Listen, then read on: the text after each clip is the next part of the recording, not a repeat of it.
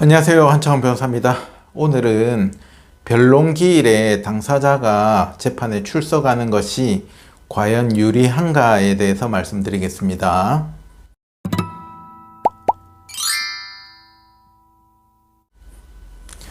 우선 결론부터 말씀드리겠습니다. 원칙은 출석하지 않는 게 오히려 낫다. 예외는 출석하는 게 유리할 때도 있다 라고 설명을 드립니다. 그 이유에 대해서 먼저 말씀드리려고 하면 이혼 소송이 재판이 실제로 어떻게 진행되는지에 대해서 먼저 설명을 드려야 될 것 같습니다. 우선 이제 원고가 소장을 접수하겠죠. 그러면 이제 이걸 법원에 내면 법원에서 피고한테 이 소장 부본을 줍니다. 주는 의미가 뭐예요? 당신한테 이렇게 소송이 걸렸으니 이걸 읽어보고 답변서를 반박할 내용이 있으면은 답변을 해라, 이런 의미입니다. 그러면은 소장을 접수하고 한 1개월 뒤에 피고가 내는 서면은 답변서가 되겠죠. 답변서. 그 다음에 피고도 아니 나도 주장해서 청구해서 받을 게 있어 원고한테 라고 하면은 반소장도 접수를 하겠죠. 반소장을 접수합니다. 그러면은 일단은 첫 번째 원고가 소장 서류를 접수하고, 두 번째 피고가 주장 서류를 내고 서면에서 모든 주장을 하고 증거도 내고, 그러면 다시 이 피고의 답변이나 반소장을 받아본 원고가 다시 한 1개월 정도 안에 반박 서면을 또 내고, 반박 준비 서면을 내고, 그러면은 또 이 반박 준비 서면을 본 피고도 또 준비 서면을 또 여기에 대한 또 재반박 준비 서면을 내고, 이런 식으로 서류 공방을 한 3번 내지 4번 할 수 있습니다. 그러고 나면 어떻게 됩니까? 그러고 나면은 사실상 서로가 주장할 내용들을 다 한 게 돼요. 예, 거의 다 더 주장할 게 없어지는 뭐 그런 상황이 되겠죠. 그러면은 그때서야 법원에서 변론기일이라는 걸 잡습니다. 변론기일을 잡는다. 변론기일은 뭐 그냥 말 그대로 법원에 출석하는 날입니다. 출석합니다. 출석을 하면 뭐를 하느냐. 여기서 이제 생각하실 게, 우리가 드라마를 보잖아요. 드라마를 보면 어때요? 법원 가가지고 막 변론을 펼칩니다. 이쪽 변호사가 막 어쩌고 저쩌고 해가지고 우리 주장이 옳습니다. 상대방은 또 아니 이렇고 저렇고 해갖고 우리 주장이 옳습니다. 서로 이야기를 하죠. 근데 이제 실상은 어떠냐? 실무 재판은 어떠냐? 그건 드라마일 뿐이고, 실무 재판에서는 잘 생각을 해보세요. 그게 법정 변론을 그렇게 할 수 없는 이유가, 우리가 주장할 게 얼마나 많아요. 그 여기 첨부된 증거도 얼마나 많아요. 그거를 지금 재판에 와가지고 하나씩 보면서 뭐 서면을 이 주장 서면과 이 주장 서면을 서로 읽으면서 뭐 연극하듯이 막 이야기를 할 필요성도 없고, 첫 번째. 그죠?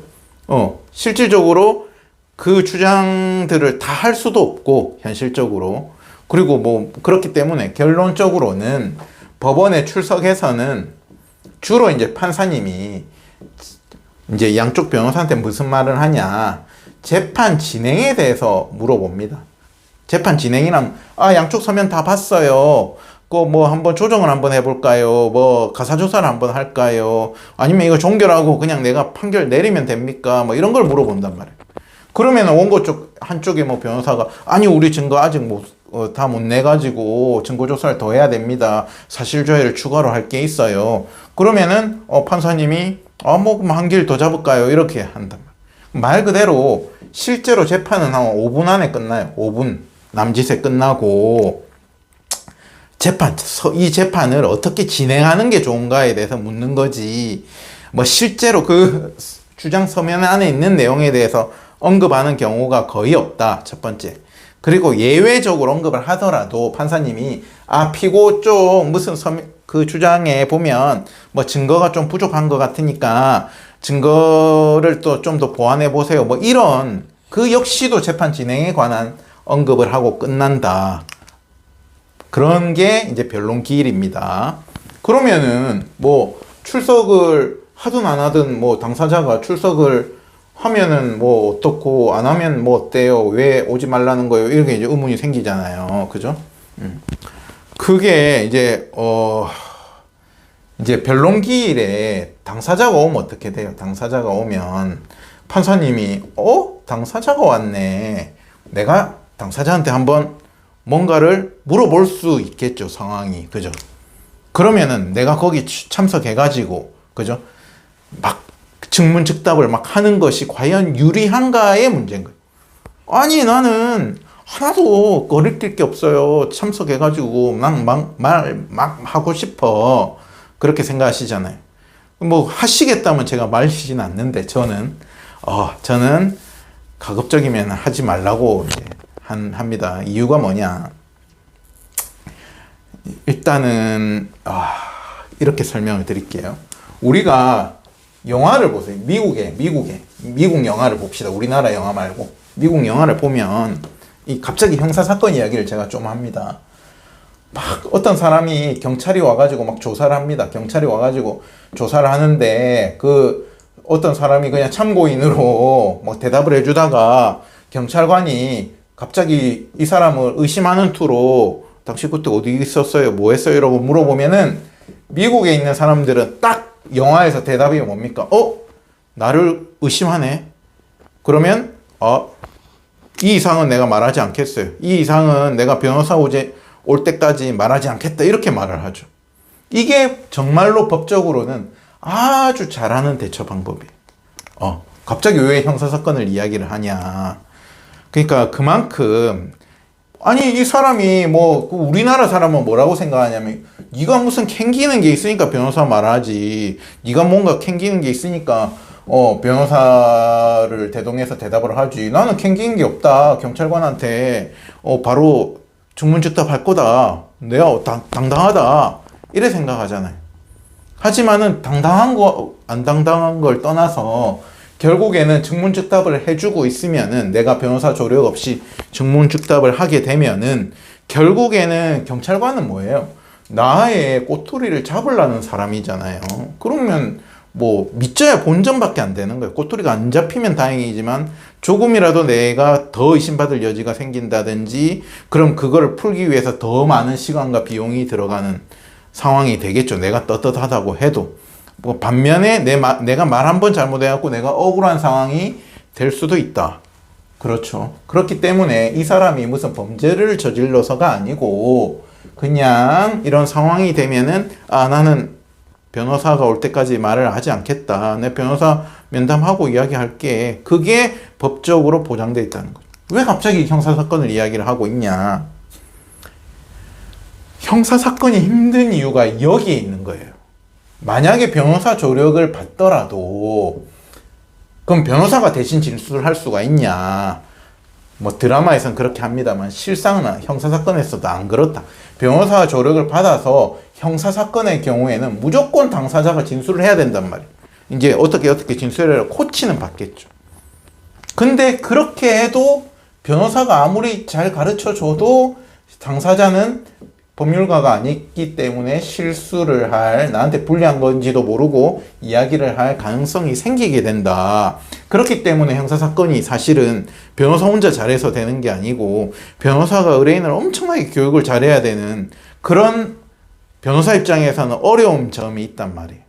그런데 민사와 가사는 그런 반면에 어떠냐?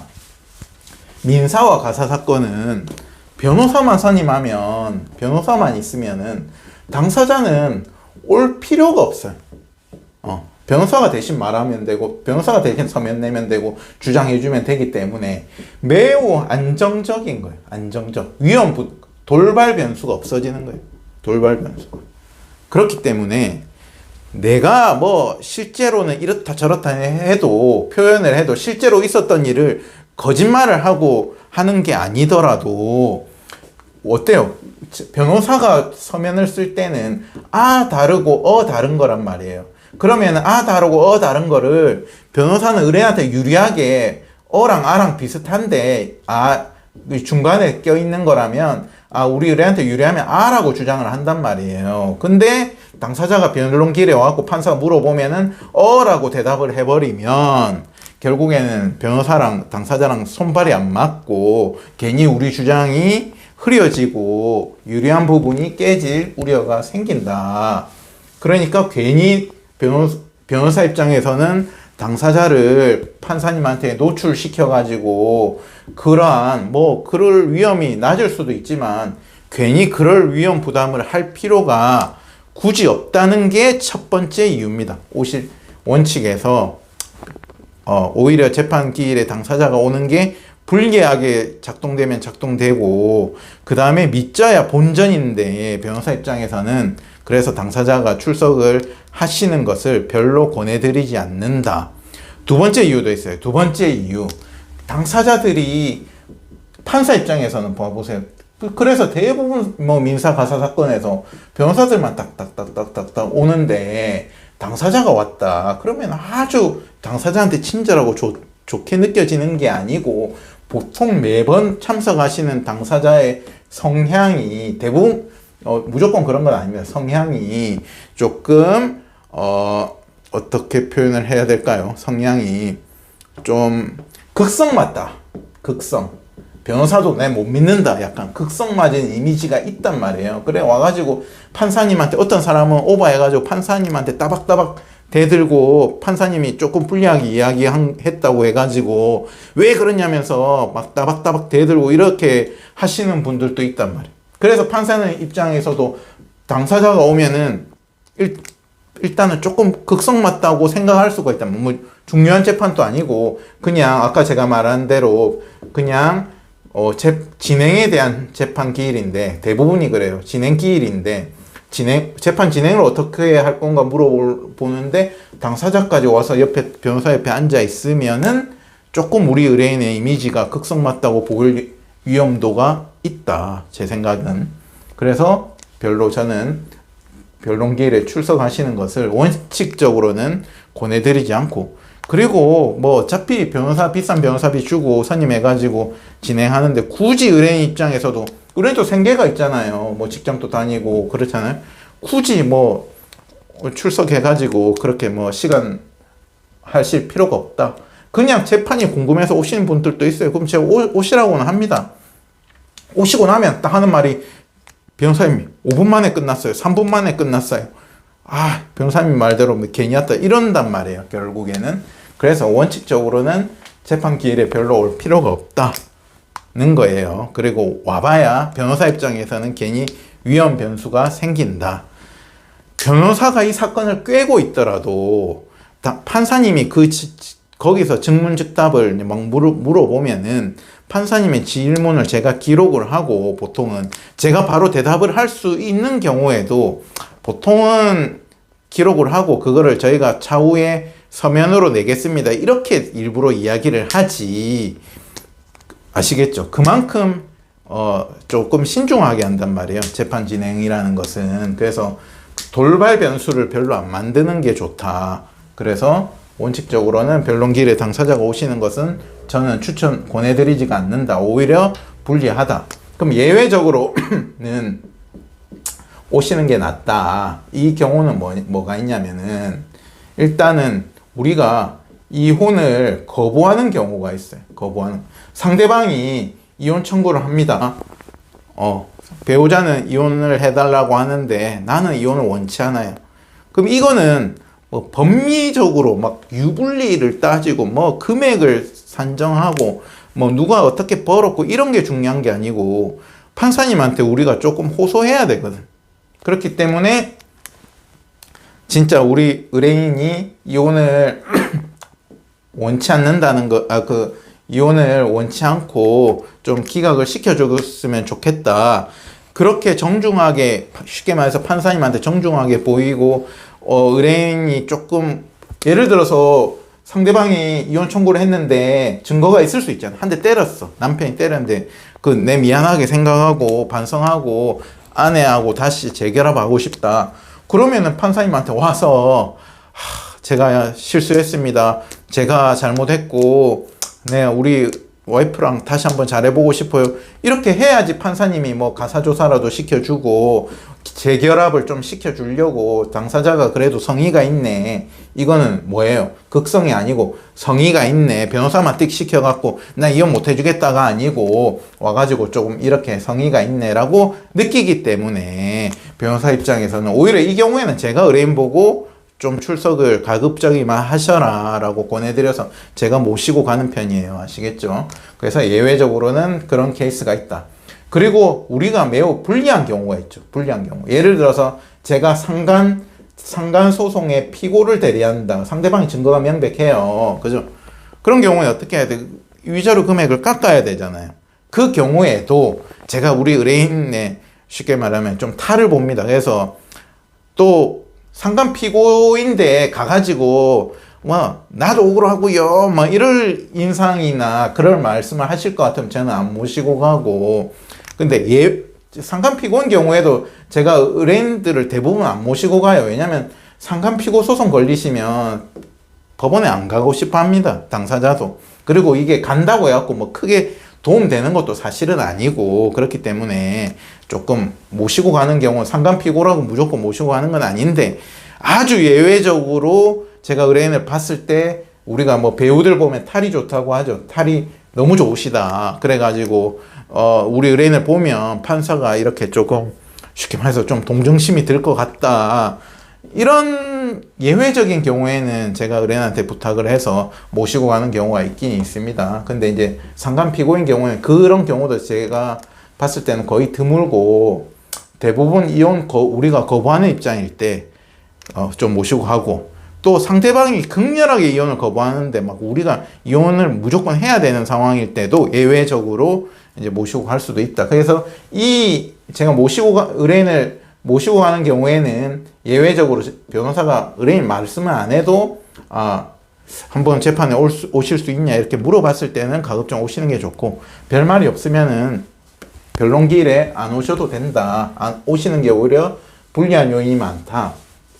그리고 저 같은 경우에는 재판이 끝나면, 변론기일이 끝나면 의뢰인한테 오늘 누가 어떤 말을 했고 판사님이 뭐라 말했고 우리 쪽이 뭐라 말했고 거의 있는 그대로 다 말씀드리거든요. 왜냐하면 재판이 뭐 3분 5분밖에 안 하기 때문에 뭐 몇 마디 안 주고받아요. 그래서 굳이 안 와도 누가 무슨 말을 했고 어떻게 진행됐고를 아실 수가 있기 때문에 굳이 오실 필요는 없다라고 보입니다. 오늘은 재판기일 출석하는 게 유리한가에 대해서 오늘 말씀드렸어요. 이상입니다. 감사합니다.